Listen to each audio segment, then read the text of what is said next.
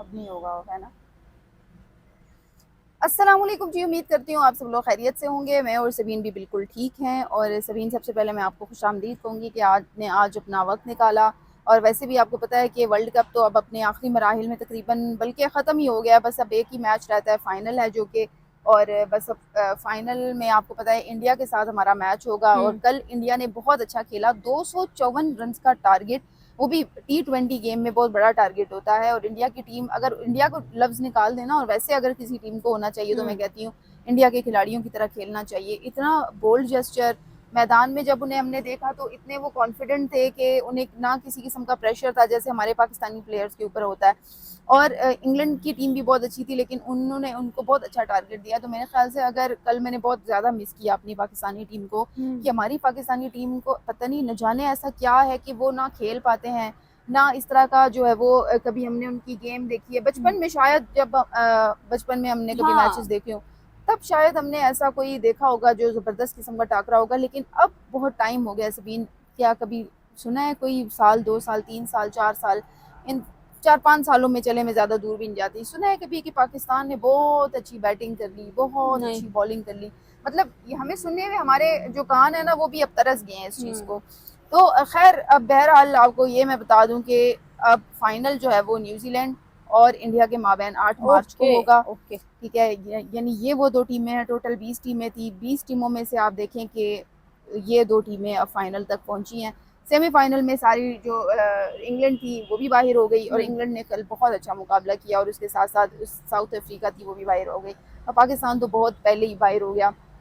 तो खैर, ये वर्ल्ड कप इख्तिताम को पहुंच गया अपने।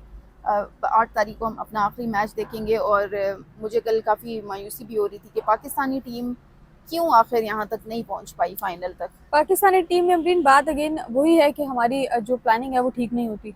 नहीं पहुंच सकी। चलो, अब ये है कि पाकिस्तानी अब ये कर सकते हैं कि हम न्यूजीलैंड को पाकिस्तान समझकर सपोर्ट कर दें।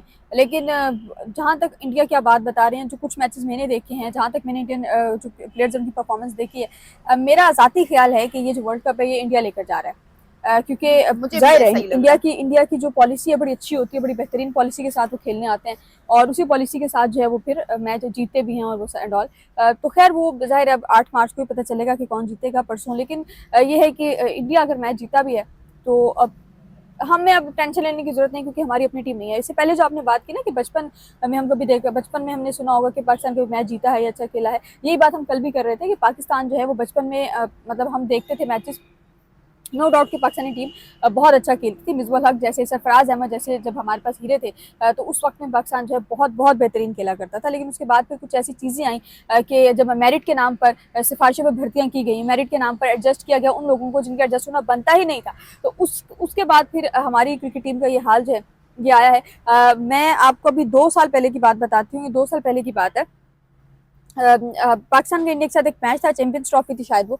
हाँ हाँ, पाकिस्तान 2017 में थी जो चैंपियन ट्रॉफी, नहीं बल्कि अभी अभी थी, दो अभी, दो हाँ। में 2 साल पहले की बात है, 2 साल पहले। तो उस वक्त में जाहिर है हम लोग न्यूज़ चैनल से हैं तो हम अक्सर लाइव होते हैं, तो मैं लाइव थी और मेरे पीछे एक स्क्रीन लगी हुई थी, और 8:40 पर पाकिस्तान के 3 आउट थे या 4 आउट थे, और उसके बाद वो था, और उसके साथ मेरे लाइव खड़े खड़े, यानी कि आप ये समझ लें कि 7 से 8 मिनट में पाकिस्तान के 3 प्लेयर्स मजीद आउट हुए, तो चेक सात कर। आउट जो है वो पाकिस्तान के जो है वो आउट हो गए थे। तो पाकिस्तानी टीम जो है वो अगर परफॉर्म करने पे आए तो वो इतना अच्छा परफॉर्म कर जाती है कि हमें यकीन ही नहीं आता कि हमारी टीम है। लेकिन अगर परफॉर्म करने पे ना आए तो फिर पाकिस्तानी टीम ऐसा परफॉर्म करती है कि हम खुद भी जो है ना वो हैरान परेशान हो जाते हैं कि हमारी टीम ने किया क्या। तो लेकिन फिर हम कहते हैं कि यार है तो ये पाकिस्तानी टीम ही। हमें सपोर्ट करना है, जाहिर है बतौर पाकिस्तानी हमारे पास हाँ, और कोई ऑप्शन भी नहीं ऑप्शन है नहीं ना, होता कि बिल्कुल। हमने अपनी टीम को सपोर्ट तो करना है, लेकिन टीम की भी तो कोई जिम्मेदारी है ना कि वो इस जिम्मेदारी को आगा करे। खैर, कल से हम देख रहे हैं कि जब से ये मामला ख़त्म है, जब से हमारी टीम वापस आई है, तब से हम देख रहे हैं कि मुख्तलिफ तब्दीलियाँ आ रही हैं।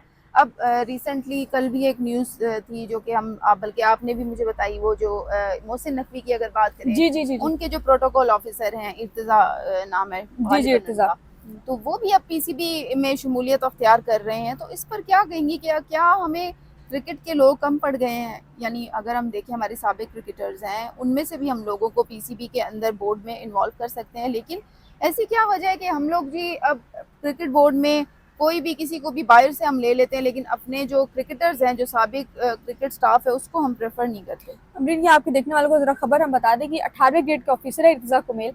ये पहले जो है वो लाहौर में एक एसपी हैं, यानी कि सब इंस्पेक्टर थे, और उसके बाद फिर जो है वो मतलब ये मोहसिन नकवी जब चेयरमैन पीसीबी बने तो उसके बाद इनको पीसीबी में जो है वो डेपुटेशन पर लाया गया था। उसके बाद ये मोहतरम जो है ये पीसीबी में ही ड्यूटी के जो फ़राइज़ है वो सर अंजाम देते रहे। पाकिस्तानी टीम के चीफ सिक्योरिटी ऑफिसर फिर ये मुकर्रर हुए। जब टीम जाती है तो उसके आगे पीछे जो सिक्योरिटी प्रोटोकॉल होता है उसके ये चीफ ऑफिसर थे। उसके बाद जो है वो अब पाकिस्तानी टीम का बांग्लादेश का दौरा है आने वाले दिनों में। ये मौसूफ जो हैं उसमें पाकिस्तानी टीम के मैनेजर होंगे। तो मेरिट कहाँ है?